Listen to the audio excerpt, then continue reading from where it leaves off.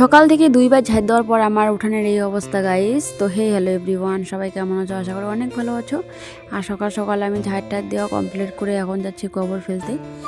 তো আমি আমি হাত দিয়ে ফেলি না, মানে হাত দিয়ে ফেলি মানে কি পাশুন আর হাত দুইটাই লাগাই কাজে।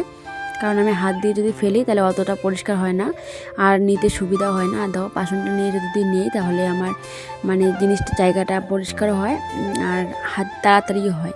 তো এই জন্য আমি পাশুন দিয়ে গোবরটা ফেলতেছি। আর কীভাবে ফেলো বা তোমাদের কোনটা তাড়াতাড়ি হয় বা ভালো হয় তো অবশ্যই বলো, তাহলে আমি চেষ্টা করব। তো তারপর এগুলা কাজ কমপ্লিট করার পর গেলাম বাসন মাজতে। দেখো আমাদের কোয়ালের পাড়ের কী অবস্থা, কি বলবো।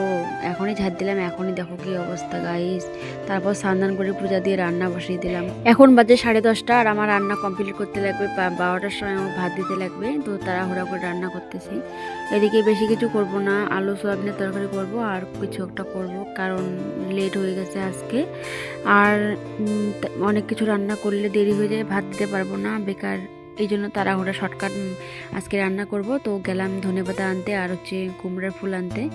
তারপর এনে এখন কুমড়ার ফুল ভাবছি বড়া করব আর আলু সোয়াবিনের তরকারি করব।